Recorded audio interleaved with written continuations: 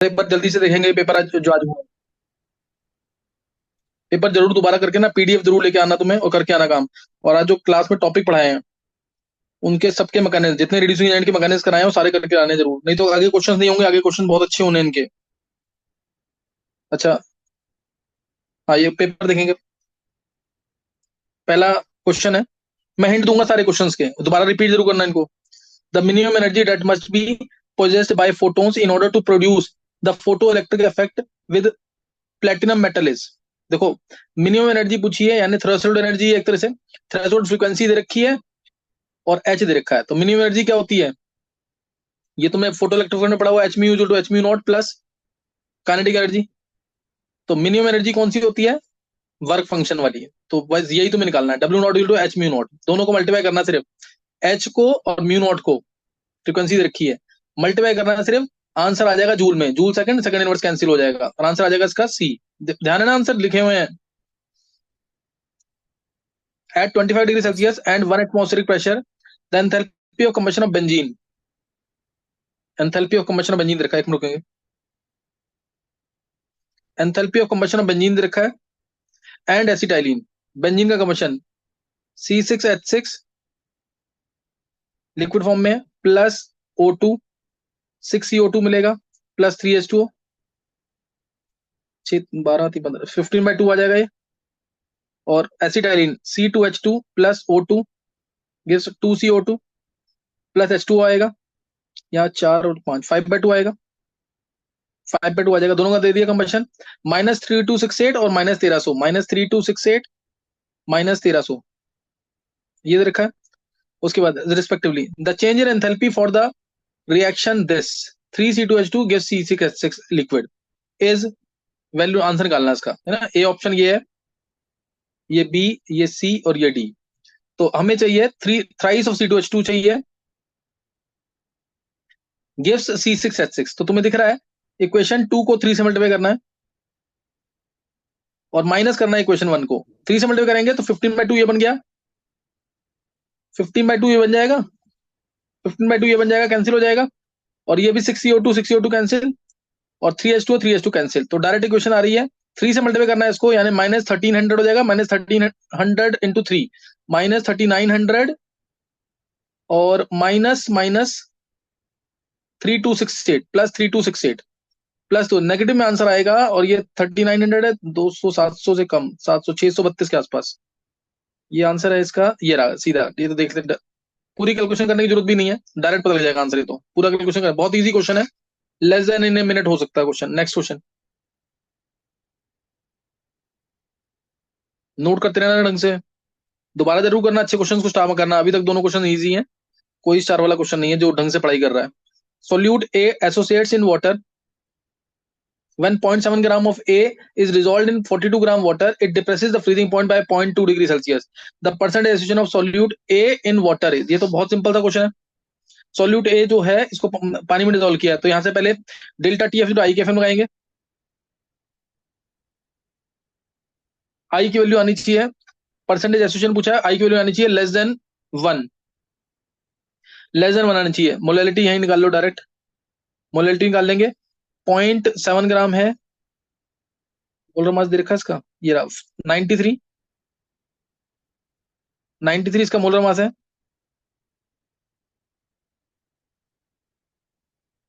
93 इसका molar mass है। और बाय सॉल्वेंट है 42 ग्राम इंटू 1000। वैल्यू अगर किसी को पता तो बताते जाओ साथ साथ, इंटू 1000। आई की वैल्यू 0.6 आ गई। 0.6 आ गई। मोलैलिटी की आई की वैल्यू डायरेक्ट बता रहा है, मोलैलिटी कितनी आई ये नहीं निकाला। चलो डेल्टा टी ये तो निकाल लोगे तुम, मोलैलिटी निकाल लोगे, डेल्टा टी एफ, मोलैलिटी की वैल्यू निकाल लेना से, डेल्टा टी एफ दे रखा है ना इसमें 0.2 डिग्री सेल्सियस। ये ध्यान रखना, कई बच्चे केल्विन में कन्वर्ट कर देते हैं इसको, केल्विन में कन्वर्ट मत करना, क्योंकि ये डिफरेंस है, difference is always same whether in degree Celsius और इन केल्विन। आई और के एफ है 1.86 वाटर का, दे भी रखा है। मोलैलिटी कितनी निकली थी, निकाला किसी ने, ये निकाल ली मोलैलिटी, मोलैलिटी वैल्यू पुट करना है यहाँ पे, तो आई आ जाएगा इससे, आई की वैल्यू आ गई 0.6, लेस देन 1 आनी चाहिए, 0.5 और 1 के बीच में वैल्यू आनी चाहिए, आई आ गया। और जब भी एसोसिएशन बोलेगा तो डाइमर ही बनाना है हमेशा, तो 1 - अल्फा, अल्फा/2, तो 1 माइनस अल्फा आई आ जाएगा यहाँ से, 1 minus alpha plus alpha by 2, this is equal to 0.6, 2 minus alpha by 2 is equal to 0.6, 1.2, तो 0.8, 80% आंसर आ जाएगा, है क्या? 80% डी आंसर आ जाएगा, ऊपर सी आ जाएगा, सही ना, इसके ऊपर सी था। तो 3 क्वेश्चन सॉल्व हो गए, नेक्स्ट नोट करेंगे। Fourth question, fourth question, fourth question, the Ksp for bismuth A2B3 type की सॉल्ट है, इसका केएसपी दे रखा है A2B3, तो डायरेक्ट देखते ही केएसपी होगा इसका 108 एस की पावर 5, 108 एस की पावर 5, यही है ना केएसपी इसका, 2s 3s स्क्वायर और क्यूब 3 आ जाएगा। सॉलिबिलिटी पूछी है, बहुत ही इजी क्वेश्चन है। केएसपी कितना दे रखा है?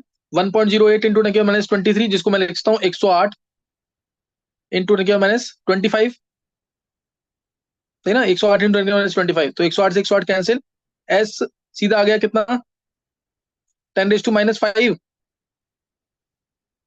So 10⁻25, 73. अच्छा 23, सॉरी 75 आएगा, फिर 75 आएगा ना, तो 10⁻15 आ जाएगा, 10⁻15 आंसर आ जाएगा, और ये ऑप्शन 1 है। डायरेक्ट क्वेश्चन है, ये डायरेक्ट क्वेश्चन हो जाना चाहिए ओरली ये। नेक्स्ट, जाइमेस, इसमें अगर तुम्हें 2-3 भी, जाइमेस तुम्हें पता है ये करा रखा है जिसमें इथेनॉल बनता है ना, ग्लूकोज से इथेनॉल बनाना है, तो जाइमेस कैटलिस्ट प्रेजेंट होता है, और ये ईस्ट में प्रेजेंट होता है, इसमें ये किसमें, ईस्ट में। डाइटेस माल्ट के अंदर होता है, याद करना है इसको। यूरियस, यूरियस होता है हमारा सोयाबीन में, सही ना। और पेप्सिन तो पता ही है, जो प्रोटीन को डाइजेस्ट करने के काम आता है, पेप्सिन और ट्रिप्सिन दोनों कहाँ प्रेजेंट होते हैं, स्टमक के अंदर। तो इससे आंसर देखना, क्या मैच कर रहा है, एक का सेकंड, एक का सेकंड, बी पार्ट आंसर है, चेक कर लेने के बाद। Six question, the correct order of electron gain enthalpy, देखो गेन एंथैल्पी पूछा हुआ है, ध्यान रखना इस चीज का। एफिनिटी पूछा होता तो आंसर 2, गेन एंथैल्पी पूछा है तो आंसर 4, और अगर लिखा होता है correct order of electron gain enthalpy with negative sign, तो आंसर ये 2 होता। ये ध्यान रखना इस चीज का, ये मैक्सिमम जगह गलत दिया होता है, ये 4 आंसर आएगा इसका। सेवंथ क्वेश्चन, सब कर दो एक बार, और साइज बढ़ा सकते हो, बढ़ा लो साइज। फोर्थ क्वेश्चन,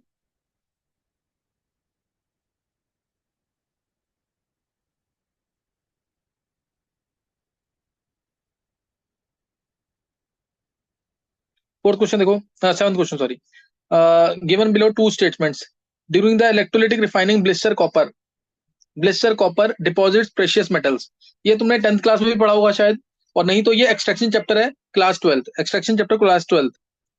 तो during electrolytic refining blister copper, तुम्हें पता होगा इसके अंदर जो एनोड होता है वो इम्प्योर कॉपर का होता है, और पतली सी स्ट्रिप होगी प्योर कॉपर की जो कैथोड होगी, एनोड कैथोड, ये बना दिया। अब एनोड नीचे कॉपर का बना होता है, ये एनोड पे रिएक्शन होती है कॉपर से, copper 2 plus plus 2 electrons, anode यहाँ पे खत्म होता जाएगा, नीचे गिरेगी जो इम्प्योरिटीज, इस इम्प्योरिटी से इस पूरे प्रोसेस की कॉस्ट निकल जाती है, क्योंकि इम्प्योरिटी के अंदर 3 तो तुम्हें पता है कॉइनेज मेटल्स जो होते हैं, कॉपर सिल्वर और गोल्ड, ये 3 प्रेजेंट होते हैं। इसके अलावा, ग्रुप 15 से nitrogen phosphorus arsenic antimony, antimony होता है इसके अंदर। ग्रुप 16 से ऑक्सीजन सल्फर सेलेनियम टेलुरियम, ये दो होते हैं, ये 6 मेटल्स होते हैं, प्रेशियस मेटल्स मिलते हैं तुम्हें पता ही है। गोल्ड, सिल्वर, में यहाँ पे गलती दिया हूँ मैं, एक मिनट, कॉपर नहीं आएगा, कॉपर तो है ही मेटल है ना, तो वो तो कॉपर 2 प्लस की फॉर्म में आएगा। गोल्ड, सिल्वर और प्लेटिनम होता है, पीटी आएगा, प्लेटिनम, ये तीनों एक्सपेंसिव मेटल्स है, ज्वेलरी वगैरह में यूज होते हैं जो, ये 6 मेटल्स हैं जो मिलते हैं। इसको हम एनोड मड बोलते हैं, जो एनोड के नीचे इकट्ठा होंगे, एनोड मड या एनोड स्लज, और ये कॉपर 2 प्लस जाकर के दोबारा डिपॉजिट हो जाएगा यहाँ पे, और मिल जाएगा तुम्हें कॉपर। नेक्स्ट है, तो ये पहली लाइन सही है, during electrolytic refining blister copper deposits precious metal, blister copper होता है ऐसे लेयर जो होती है ना इस कॉपर की, वो ऐसी बनती है ऊपर, एग्जैक्टली लेवल्ड नहीं होती है ये, रीजन क्योंकि ये SO2 गैस रिलीज हो रही होती है, और वो उसको इस टाइप से कर देती है, ये लेवल नहीं होगा ऊपर, सही ना, तो उसको ब्लिस्टर कॉपर बोलते हैं, due to evolution of SO2 gas. तो यहाँ पे रिफाइनिंग करते समय प्रेशियस मेटल मिलते हैं, बिल्कुल सही है ये। In the process of obtaining pure copper by electrolysis method, copper blister is use to make the anode, हाँ सही है, इम्प्योर वाला। तो ये सही है, दोनों स्टेटमेंट सही है, ये देखते ही पता लग जाएगा तुम्हें, चैप्टर पढ़ोगे तो देखते पता लग जाएगा ये। फिर एट्थ क्वेश्चन,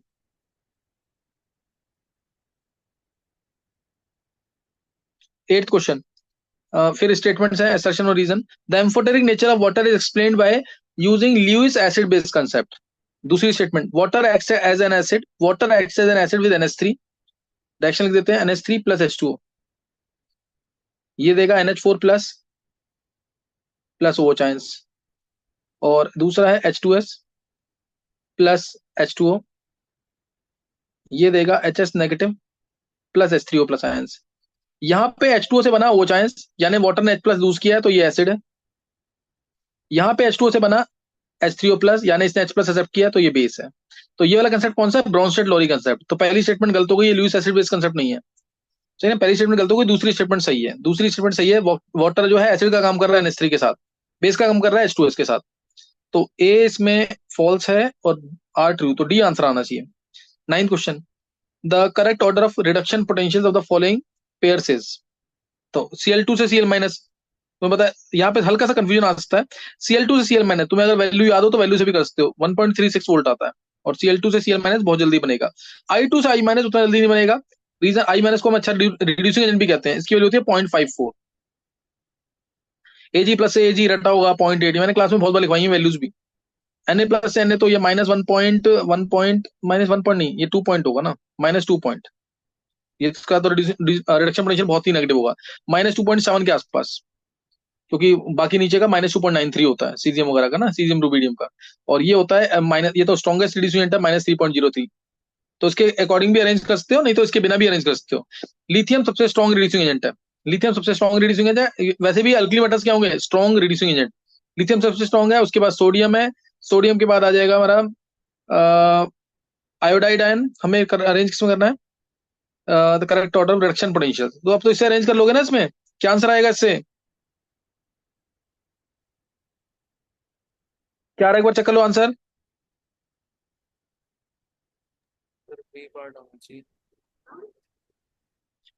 सबसे ज्यादा रिडक्शन पोटेंशियल, रिडक्शन पोटेंशियल सबसे ज्यादा इसी का होना चाहिए 1.36. 1.36 के बाद 1.8, 0.8 के बाद 0.54. देखो कंफ्यूजन जो रहेगा ना, I2 से I माइनस में और Ag प्लस से Ag में, यही रहेगा कंफ्यूजन सिर्फ. बाकी तो बहुत इजी है. अल्कली मेटल्स बहुत अच्छे रिड्यूसेंट होते हैं. इनका रिडक्शन पोटेंशियल Na प्लस से Na कभी बनेगा ही नहीं जल्दी, बहुत मतलब डिफिकल्टी से बनेगा. Li प्लस से Li बहुत डिफिकल्टी से बनेगा, ये तो सबको पता ही है. पूरे टेबल के अंदर लिथियम जो है स्ट्रॉन्गेस्ट रिड्यूसिंग एजेंट है. बस कंफ्यूजन ये बी और सी में रहेगा थोड़ा सा. और यहीं पे इन्होंने ऑप्शन दिया भी, हाँ ये दे रखा ना, ABCDE भी दे रखा है और ACB. ये आंसर होगा ये इसका. हल्का सा कंफ्यूजिंग क्वेश्चन है, बस ये हल्का सा कंफ्यूजिंग है, इसलिए वैल्यूज को जरूर देखना चाहिए होता है. वैल्यूज मैंने बहुत बार तुम्हें D&F ब्लॉक में भी वैल्यू सारी लिखवाई थी, अगर तुम्हें याद हो तो. M प्लस से M की, M3 प्लस से M प्लस की. 10th क्वेश्चन, निश्चय ऊपर कर दो जरा, 10th ले जाओ ऊपर. नंबर ऑफ, चलो सही है, number of braced oxygen atoms present in compound B formed from the following reductions is. Form following reactions is. देखो ए, ये तुम बताइए, हैवी मेटल के नाइट्रेट को हीट करते हैं तो क्या मिलता है? PbO और NO2 गैस साथ में. NO2 गैस मिलेगी, NO2 गैस. हैवी मेटल के नाइट्रेट को हीट करेंगे तो या तो यहाँ ऑक्साइड मिलेगा अगर मेटल रिएक्टिव है, अगर कम रिएक्टिव है जैसे AgNO3 तो मेटल मिल जाएगा, तब ऑक्साइड नहीं मिलेगी उसकी. तो PbO plus NO2 plus O2 मिलेगा. अब NO2 जो है ये डाइमराइज करता है तो N2O4 बनता है. अब इसने बोला the number of bridged oxygen atom, bridged oxygen atom, N2O4 का स्ट्रक्चर देखो, आंसर आ गया. ये N2O4 का स्ट्रक्चर है, तो इसमें तो कोई भी ब्रिज ऑक्सीजन नहीं है. N2O5 होता तो मैं कहता एक ब्रिज ऑक्सीजन है ना, N2O5 में होगा, तो इसलिए गलत है ये. तो आंसर आ जाएगा इसका 0. The metal ion in gaseous state with lowest spin only magnetic moment, unpaired electron ढूंढो. आंसर आ गया V2 प्लस आर्गन 3d3 होगा, 3 unpaid. Ni2 plus argon 3d8, 2 unpaid. 3d8 है तो 2 अनपेड. क्रोमियम 2 प्लस 3d4 है तो 4 अनपेड. Fe2 प्लस 3d6 है तो 4 unpaid. तो लोएस्ट आएंगे, लोएस्ट मैग्नेटिक मोमेंट आएगी इसकी 2.8 के आसपास. निकल 2 प्लस आंसर होगा. देखते ही पता लगना चाहिए, ये तो क्वेश्चन आता ही आता है हर साल. ये कॉमन क्वेश्चन है जो आते हैं, इसको तो मार्क कर लो. मैग्नेटिक मूवमेंट हो गया, बॉन्ड ऑर्डर हो गया, तो पूछते ही पूछते हैं. 9-10% है पेपर में जरूर होगा वो. देखो नेक्स्ट क्वेश्चन, क्वेश्चन नंबर 12. फिर assertion और रीजनिंग है. Polluted water may have a BOD value of BOD of the order of 17 ppm, 17 ppm की वैल्यू। तो तुम्हें बता, ये लास्ट पेपर में भी था शायद ऐसा क्वेश्चन। तुम्हें यहाँ से अंदाजा लगना चाहिए कि पेपर लगभग सेम आते हैं। अगर एक साल में पेपर आ रहे हैं तो पिछले पेपर देख लोगे तो उससे फायदा मिलता है कई बार। सेवन उसी के टाइप का क्वेश्चन आता है, क्योंकि 17 ppm दे रखा है पॉल्यूटेड वाटर का। तो मैं बता रहा था प्योर वाटर है तो less than 5 ppm, polluted water है तो 5 से 17 ppm के आसपास, और अगर 17 ppm से ग्रेटर है तो हाईली पॉल्यूटेड वाटर। तो ये पॉल्यूटेड है, सही है बिल्कुल। फिर BOD, biochemical oxygen demand, biochemical oxygen demand is major of oxygen required to oxidise. ये मैंने तुम्हें शायद लास्ट टाइम भी बताया था, या एक दो पेपर पहले बताया हुआ है। तो ऑक्सीडाइज नहीं था, टू डिकम्पोज या to break down the biodegradable and non biodegradable organic material in water. उसको ब्रेक करने के लिए जो ऑक्सीजन चाहिए, जो ऑर्गेनिक वेस्ट है उसको ब्रेक करने के लिए जो ऑक्सीजन चाहिए वही है बायोकेमिकल ऑक्सीजन डिमांड। इसकी वैल्यू हम चाहेंगे कम हो। कम होने का मतलब है कि वाटर के अंदर पॉल्यूटेड पार्टिकल्स, ऑर्गेनिक वेस्ट जो है वो कम है। तो ब्रेक डाउन है, ऑक्सीडाइज नहीं है, सही ना। तो इसका आंसर, इसका एक स्टेटमेंट गलत है, रीजन गलत है, तो इसका आर आना चाहिए, इसका आंसर आना चाहिए आर इज नॉट करेक्ट, ये आएगा सी। 13 क्वेश्चन, सही 13 कौन सा बेंजोइक, आपका क्वेश्चन है?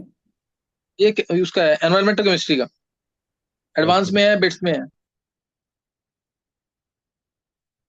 A mixture between a mixture contains benzoic acid and naphthalene, benzoic acid और नेफ्थलीन है। The pure benzoic acid can be separated out by the use of benzene.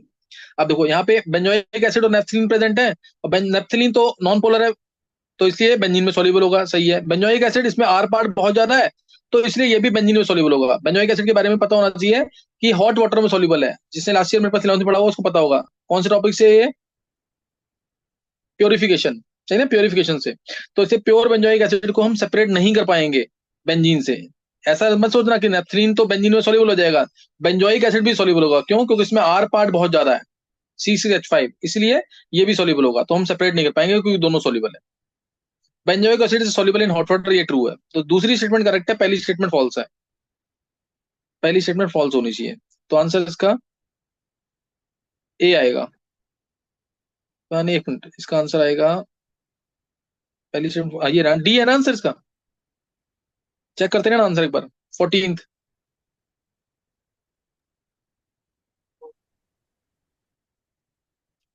14 question, during halogen test.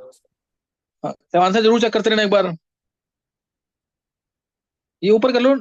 अच्छा अभी हो नहीं पाएगा। During halogen test sodium fusion extract is boiled with concentrated HNO3। ये हम test करते हैं, जब लेसेंस टेस्ट करते हैं फॉर हेलोजेंस तो हम उसके अंदर कंसनट्रेटेड HNO3 जरूर डालते हैं। कंसनट्रेटेड HNO3 जरूर डालते हैं, क्यों? क्योंकि इंप्योरिटी आ जाती है कई बार नाइट्रोजन की या सल्फर की। नाइट्रोजन की इंप्योरिटी आई तो Na+C+N, NaCN बनता है। हम इसको हटाने के लिए डाल देते हैं डाइल्यूट HNO3। HNO3 डालेंगे, इससे क्या होगा? CN वाली इंप्योरिटी HCN गैस बन के उड़ जाएगी।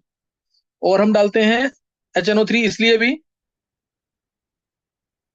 ताकि ये H2S बन के एस्केप कर जाए। H2S गैस, सल्फर जो है, सल्फर तो हर जगह दिक्कत करता है। तुम नाइट्रोजन के लिए टेस्ट कर रहे हो, चाहे सल्फर के लिए कर रहे हो, सल्फर के लिए तो है ही दिक्कत, और हेलोजेंस के लिए टेस्ट कर रहे हो, कहीं भी टेस्ट कर रहे हो ना तुम, तो ये सल्फर प्रॉब्लम क्रिएट करता ही करता है। तो इसलिए HNO3 डाला है हमने इस केस में, हेलोजेंस की केस में। लेसेंस टेस्ट हम कर रहे हैं हेलोजेंस के लिए, तो उसमें हम नाइट्रोजन की इंप्योरिटी को हटाना चाहते हैं और सल्फर की इंप्योरिटी को, इसलिए हमने डाइल्यूट HNO3 डाला हुआ है। तो रिमूव अनरिएक्टेड सोडियम नहीं, डिकम्पोज साइनाइड और सल्फाइड ऑफ सोडियम, ये सही है, बी आंसर होना चाहिए। लेकिन आगे दिखाना एक बार जरा क्या है, COD ऑप्शन।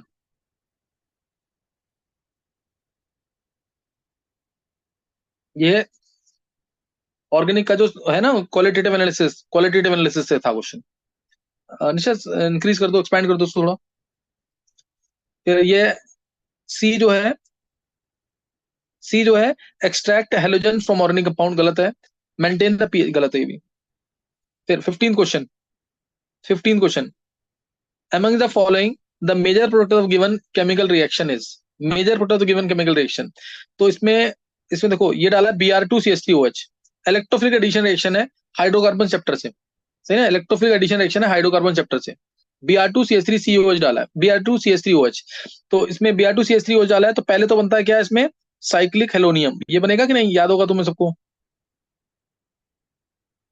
Br प्लस, पूरा मैकेनिज्म नहीं ले रहा मैं, पहले ये बनता साइक्लिक हेलोनियम, साइक्लिक हेलोनियम मैकेनिज्म है, और उसके बाद ये इलेक्ट्रॉन लेके जाएगा, क्योंकि O को लोन पेयर देके प्लस को स्टेबलाइज कर सकता है, ये इलेक्ट्रॉन लेके जाएगा और इस पे अटैक कर देगा CH3OH, CH3OH का ऑक्सीजन, ये इसको लोन पेयर। इजी क्वेश्चन है ये, जब कर लोगे ना हाइड्रोकार्बन या इलेक्ट्रोफिलिक एडिशन रिएक्शन जिस दिन कर लिया इसका मैकेनिज्म, तो ये इजी लगेगा।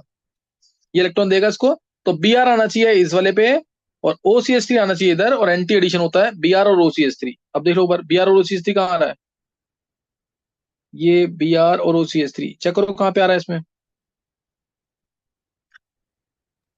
एंटी एडिशन से। आंसर क्या दे रखा है इसका, देखो सर ए पार्ट। दोनों एंटी है ना, देखना एक बार, इसमें दिख नहीं रहा ढंग से, इसमें तो दोनों वेज पे लग रहे हैं मेरे को। हाँ दोनों एंटी है, तो ए आंसर आ जाएगा, ए आंसर आ जाएगा इसका, सही है।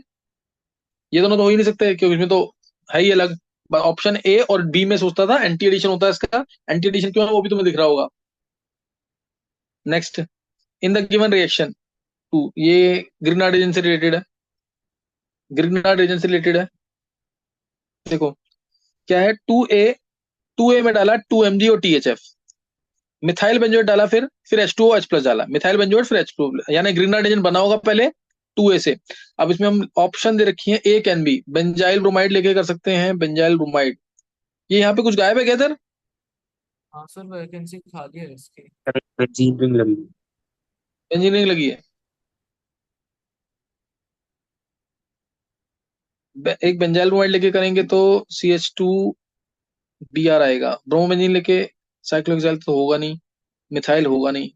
इन दोनों में से ऑप्शन चेक कर सकते हैं, मतलब C और D तो हट गए, डायरेक्टली लग रहा है C और D तो हट गए। बेंजाइल ब्रोमाइड अगर है तो 2 मोल्स बन जाएंगे, ये भी नहीं होगा, ये भी नहीं होगा, हाँ ये थोड़ा सोचोगे तो नहीं होगा, ये भी पहले बन जाएगा 2 मोल्स इसके बेंजाइल मैग्नीशियम ब्रोमाइड, ये बनेगा 2 मोल्स इसके, और फिर जब इसमें डाला मिथाइल बेंजोएट,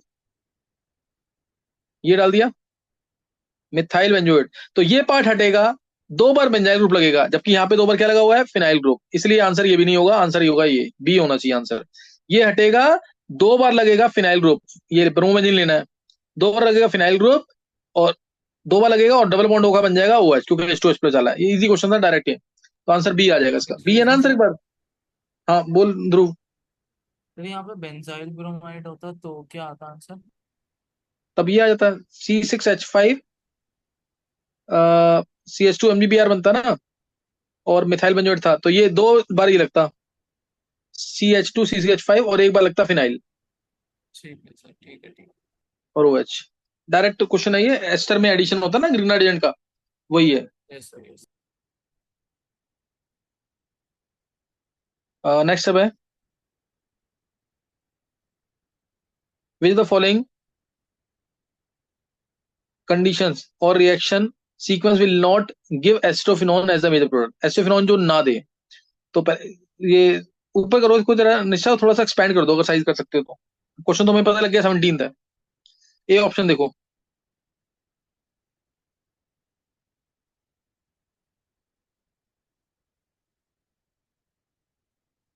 देखो ए ऑप्शन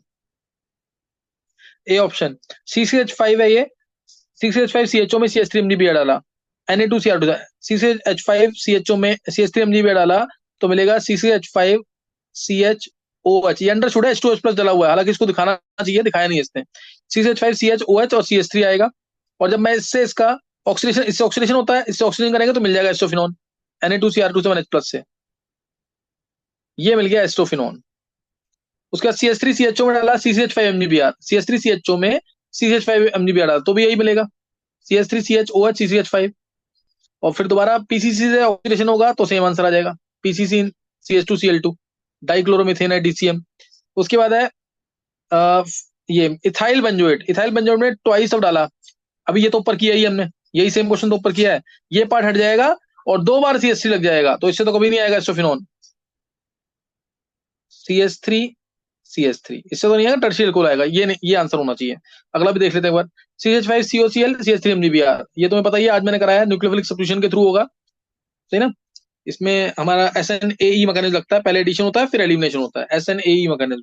वो इसमें क्या होगा, ये इलेक्ट्रॉन लेके जाएगा, CH3- अटैक करेगा, वापस देगा, तो ये पार्ट गायब हो जाएगा, और एक ही मोल है, CDCl2 डला हुआ साथ में, एक ही मोल है, तो इसलिए यहाँ रिएक्शन रुक जाएगी, तो इसमें भी मिल जाएगा, इसमें मिल जाएगा आंसर एस्टोफिनोन। तो आंसर सी होना चाहिए, जिसमें एस्टोफिनोन नहीं मिलेगा ये आंसर आएगा सी में। सिंपल क्वेश्चन है ऑर्गेनिक का, अभी टॉपिक हमने पढ़ा नहीं है ये, तो इसे नहीं किया तो मेरे को पता नहीं है इस चीज में। अदर जिसने कन्वर्जेंस भी की हुई है ना, तो उसके बेसिस पे भी सोच सकते हो, सही ना। जिसने 40-45 कन्वर्जेंस किए हैं तो भी सोच सकते हो। 18th question, the major product formed in the following reaction is. अब इसमें भी वही चीज है।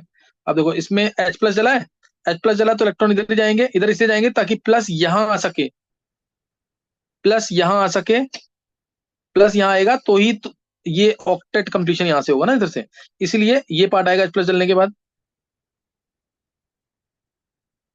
प्लस यहाँ आएगा।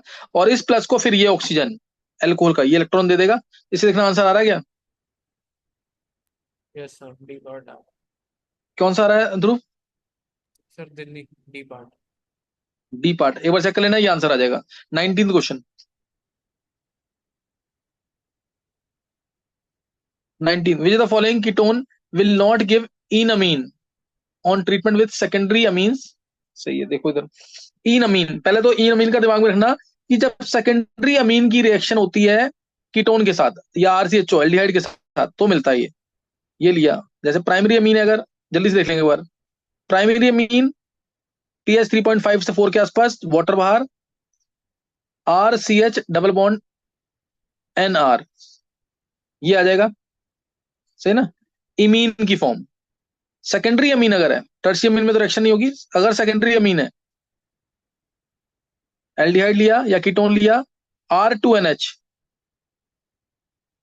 pH 3.5 to 4, H प्लस की प्रेजेंस में ऑप्टिमम pH रखते हैं इसमें। सारा मैकेनिज्म बताऊंगा बाद में, अभी सिंपल नोट करना है। जैसे O इलेक्ट्रॉन ले गया, ये बस शॉर्टकट है, H प्लस गया O के पास, नीचे आ गया N, ये आएगा RCHOH, RCHOH और NR2 ये आ गया ना। अब उसके बाद वाटर बाहर निकालना है। मान लो ये R की जगह मैंने CH3 ले लिया होता, तो R की जगह CH3 ना, वाटर बाहर निकलेगा, OH यहां से और H यहां से। और नहीं तो वैसे यहाँ पे अगर प्राइमरी वाला होता है ना, प्राइमरी वाले में H यहां से हटता है, क्योंकि प्राइमरी में H बचेगा यहाँ पे, वहां से हटता है। तो यहां से इस तरह से CH2 double bond CH NR2, ये ईन और ये अमीन, तो ईन अमीन इसको कहते हैं। तो ईन अमीन कौन देगा? जिसमें एल्डिहाइड के पास या कीटोन के पास अल्फा हाइड्रोजन होना चाहिए। तो अल्फा हाइड्रोजन इसमें तो है ही है, इसमें भी है।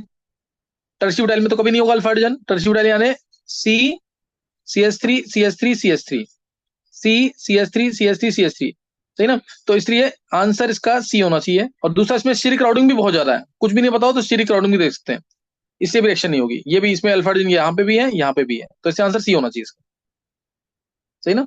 तो ये ईन अमीन है, सेकेंडरी अमीन, और रिएक्शन होगी किसकी? एल्डिहाइड या कीटोन की। 20th क्वेश्चन, 20th क्वेश्चन देखो, ये एन एंटीसेप्टिक डिटॉल, डिटॉल पता है तुम्हें, मिक्सचर होता है क्लोरोजाइलिनोल और अल्फा टर्बिनोल का। Is a mixture of two compounds A and B, where A has 6 pi electrons, यानी A में 3 पाई बॉन्ड है, एरोमेटिक टाइप होगा कुछ। B has 2 pi electrons. What is B? अच्छा B, अच्छा तो तुम्हें ये पता होना चाहिए अब तो। देखो डिटॉल का कंपोजिशन पूछ लिया है, डिटॉल का कंपोजिशन होता है क्लोरोजाइलिनोल, क्लोरोजाइलिनोल। तो कुछ हिंट मिल सकता है नाम से स्ट्रक्चर बनाने में। जाइलिन क्या होता है? जाइलिन क्या होता है? OH और CH3, यही होता है ना जाइलिन। मेटाजाइलिन, ऑर्थोजाइलिन, पैराजाइलिन सबको पता होगा। और क्लोरो बोल दिया तो यहाँ क्लोरो लगा देना। जाइलिनोल है, यहाँ पे दोनों साइड है CH3, ये दिस इज क्लोरोजाइलिनोल। तो इसमें तो 6 पाई इलेक्ट्रॉन है, दिख ही रहा है तुम्हें, तो ये तो आंसर होगा ही नहीं। तो 2 पाई इलेक्ट्रॉन किसमें होंगे? अल्फा, दूसरा कंपाउंड अल्फा, ये एक बार चेक कर लेना खुद भी, आंसर सही है गलत है मेरे को पता नहीं है इसका स्ट्रक्चर। मतलब ये इसमें एक यहाँ पे आता है, मिथाइल आता है, फिर यहाँ पे उसके बाद यहाँ पे शायद टर्शियरी पार्ट होता है, CH3OH। तो एक ही पाई बॉन्ड इसमें आता है, एक पाई बॉन्ड यानी 2 पाई इलेक्ट्रॉन्स। तो आंसर होना चाहिए टर्पिनॉल। बिथिनॉल तो सोप के अंदर एंटीसेप्टिक होता है, बिथिनल एंटीसेप्टिक है, सही ना। ये एंटीबायोटिक है, क्लोरोएम्फेनिकोल। ये दोनों प्रेजेंट होते हैं, अल्फा टर्पिनॉल और क्लोरोजाइलिनोल। नेक्स्ट अब 21 से आ गए हमारे इंटीजर टाइप। देखो क्वेश्चन नंबर 21, ये प्रोटीन, ये क्वेश्चन था केमिस्ट्री इन एवरीडे लाइफ का 20th question. A protein A contains 0.3% of glycine, 0.3% glycine है उसके अंदर। मॉलिक्यूलर वेट ग्लाइसिन का पता ही है, 75 होता है, नहीं तो फॉर्मूला इसका NH2CH2COH। The minimum molar mass of protein, ये तो बहुत इजी क्वेश्चन है, क्या नाम है, मोल कंसेप्ट का, minimum molecular weight of insulin class में कराया हुआ है ना। तो इसमें 0.3% है ग्लाइसिन, 0.3% 0.3 ग्राम ग्लाइसिन है 100 ग्राम प्रोटीन के अंदर। तो 70 मिनिमम बोला तो एक मोलिकुल मानेंगे ग्लाइसिन का, तो 75 ग्राम कितने में होगा, 100/0.3 इंटू 75। आंसर आ गया इससे, 0.3 हो जाएगा, 3 से कितना आ जाएगा 25, यस 25,000 आंसर आ रहा है। 25,000 है ना आंसर इसका, 25 आंसर आ यस जाएगा, सर 25। नहीं तो एक्स मान लो उसका, एक्स का 0.3%, दिस इज इक्वल टू 75, ये भी इससे भी निकाल लो आंसर सेम आएगा, एक ही बात है। इजी क्वेश्चन है, इसमें कुछ है नहीं बताने का। ए रिजिड नाइट्रोजन इसमें टैंक, H2 का हाँ सर बोलो क्या बोलना है, हाँ हाँ बोलो बोलो। मास नहीं, H2 का मास नहीं करेंगे कैंसिल? नहीं नहीं, क्यों करेगा कैंसिल, ये क्वेश्चन वो किसका क्वेश्चन है प्रोटीन ये। बन रहा है ना, बायोमोलिक्यूल। अच्छा तो नहीं, तू ज्यादा सोच गया, फिर सिंपल सोच रहा है, इसमें नहीं सोचना है सब। ग्लाइसिन है इसके अंदर, तो फिर कैसे निकालेगा, तो फिर इसमें H2 का मास माइनस भी किया तूने इसमें। Yes sir. और कितने कितने H2 हो ये पता है तेरे को इसमें। मैंने तो एक मान के कर लिया था। नहीं नहीं नहीं, फिर वो तो हमें पता नहीं ना कितने हैं फिर। सही है। Yes sir. सोचा तूने, सही है, बहुत अच्छा सोचा है क्रिश। लेकिन ऐसे क्वेश्चन में थोड़ा सा सोचना, इसी तरह से सोचना है इसमें। सही है। Yes sir. 22 question, a rigid nitrogen tank stored inside a laboratory has a pressure of 30 atmosphere, 30 atmosphere pressure है at 6 am when the temperature is 27 degree Celsius. 300 kelvin पे 30 एटमॉस्फेयर है, और 3 पीएम पे अब टेम्परेचर हो गया 45 डिग्री सेल्सियस, तो pressure बढ़ेगा, कुछ सोचना ही नहीं है। रिजिड नाइट्रोजन टैंक है, सब कुछ क्लोज है, नाइट्रोजन गैस उसके अंदर है, सब कुछ कांस्टेंट है, पीवी नाटी लगाते हैं इसमें।